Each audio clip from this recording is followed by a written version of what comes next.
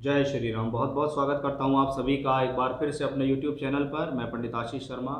मेरा आज का ये वीडियो बहुत ही खास, बहुत ही रोमांचक धनु राशि के जातकों के लिए, यानी हमारा ये जो वीडियो है चंद्र राशि पर आधारित है। इस वीडियो में हम बताएंगे कि आने वाला जो महीना है मई 2023 वो आपके लिए कैसा है। ग्रहों की स्थिति, ग्रहों का परिवर्तन क्या देने वाला है आपको, किन ग्रहों की स्थिति आपके लिए शुभ है, किन की अशुभ है, जो ग्रह राशि परिवर्तन करेंगे उनका आपके जीवन में क्या प्रभाव पड़ेगा। क्योंकि हमारा ये वीडियो पूरी तरीके से सभी विषयों के बारे में आपसे डिस्कस करेगा, जैसे आपकी शिक्षा, आपका प्यार प्रेम संबंध, विवाह वैवाहिक जीवन, आपका लाभ, आपका भाग्य, आपका स्वास्थ्य, सभी को लेकर विस्तार से इस वीडियो में हमारी चर्चा होने वाली है। तो आइए वीडियो शुरुआत करते हैं। सबसे पहले मैं आपको बताता हूँ कौन से 3 ग्रह इस महीने में राशि परिवर्तन करेंगे। 2 मई को शुक्र का राशि परिवर्तन होगा, 10 मई को मंगल का और 15 मई को सूर्य राशि परिवर्तन करेंगे। बुध इस महीने 15 मई को वक्री से मार्गी हो जाएंगे। राशि से अगर ग्रहों की स्थिति को देखें तो 1 मई 2023 के दिन राशि से तीसरे घर में शनि, पंचम भाव में गुरु राहु सूर्य और बुध है, छठे भाव में शुक्र है, सप्तम में मंगल है और एकादश में आ रहे हैं केतु।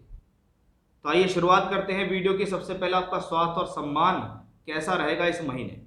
शास्त्र कहता है कि राशि का मालिक अगर राशि को वापस देख ले तो कहीं ना कहीं उस भाव से संबंधित स्थितियां बेहतर होती हैं, और ये सब काम बृहस्पति करने के लिए तैयार है आपके, कि आपकी राशि का मालिक बृहस्पति पंचम भाव में है, वापस राशि को दृष्टि देता है, यानी ऐसा ग्रह आपके जीवन में आपके स्वास्थ्य और सम्मान के लिए अच्छा है।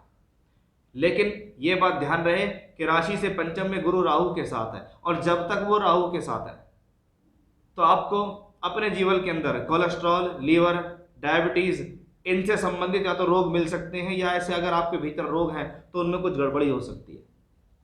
पेट से संबंधित विकार हो सकते हैं। कोई बड़ी समस्या नहीं आएगी, लेकिन इन छोटी छोटी समस्याओं को लेकर आप समस्या में रहेंगे। कभी पेट खराब हो गया, आपने उस चीज के लिए दवाई की, वो ठीक हो गया, फिर कुछ दिन बाद क्या हुआ, शुगर लेवल बढ़ गया, उसको मेंटेन करा तो फिर कोलेस्ट्रॉल की होगी दिक्कत। यानी बड़ा इशू कुछ नहीं है, लेकिन वो प्लेनेट पीड़ित है। ये बात समझने की जरूरत है कि वो राहु केतु अक्ष पे भी है, शनि से दृष्टि भी, यानी उसके ऊपर चिंता है कि भाव सुरक्षित है, भाव का मालिक भाव को देखता है, लेकिन जो भाव का स्वामी है, जो मालिक है, वो अपने घर में नहीं है, वो अपने से पंचम में पड़ा हुआ है। यानी आप अपने घर में नहीं हो, घर से बाहर जाके पीड़ित हो राहु केतु अक्ष पे शनि से दृष्ट होके।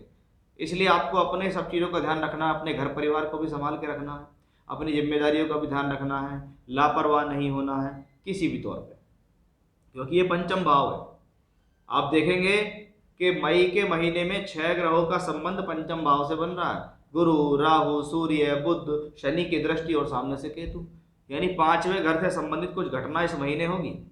अब पंचम भाव बुद्धि का है, निर्णयों का है, आपकी एजुकेशन का है। अब बुद्धि और निर्णय करेक्ट हैं तो आपकी एजुकेशन अच्छी है, आपकी लव लाइफ अच्छी है, आपकी प्रोफेशनल लाइफ अच्छी है, आपकी धन की स्थिति अच्छी है, आपके स्वास्थ्य अच्छे हैं। और यही सारी चीज़ें खराब हैं तो लव लाइफ भी खराब हो जाएगी, प्रोफेशनल लाइफ भी खराब हो जाएगी, एजुकेशनली भी प्रॉब्लम आएगी, क्योंकि आपके निर्णय ठीक नहीं है। आप सोच समझ के निर्णय ले ही नहीं पा रहे हैं, आप व्यर्थ में अपनी एनर्जी को गंवा रहे हैं।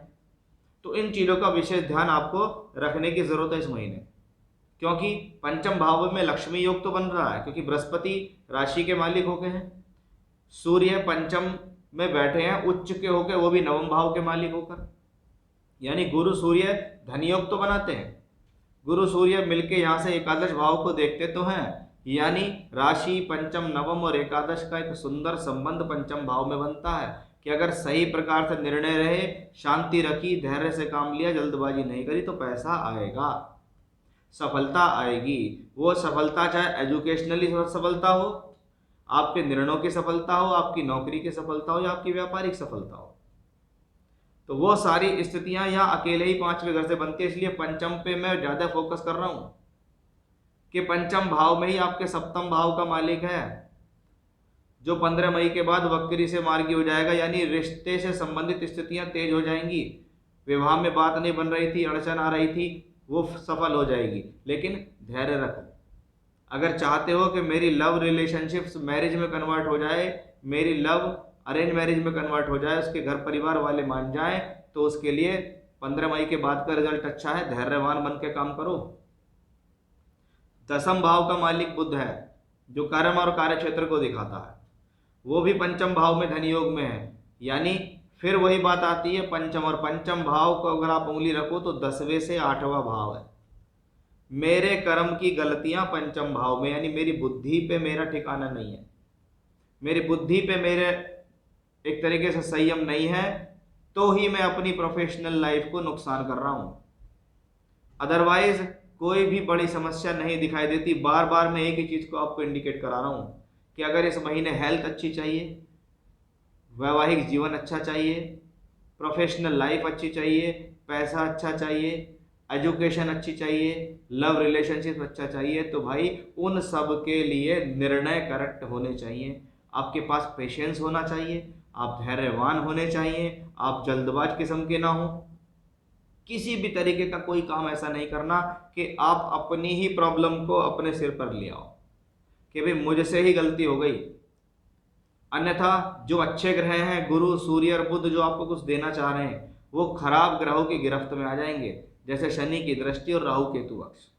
तो बात को यहाँ समझने की जरूरत है कि जीवन में व्यक्ति के एक एक दिन बहुत महत्वपूर्ण है, और ये तो हम पूरे महीने की बात कर रहे हैं कि कब कौन सा दिन ऐसा आ जाए कि आपका एक निर्णय आप पर भारी पड़ जाए। इसलिए सोच समझ कर चलेंगे तो धन योग है, राजयोग है, स्थितियां अनुकूल हैं। सोच समझ कर नहीं चलोगे तो समस्या आएगी। अब एक मंगल का परिवर्तन भी इस महीने होगा, थोड़ा उसको समझ लो कि 10 मई को मंगल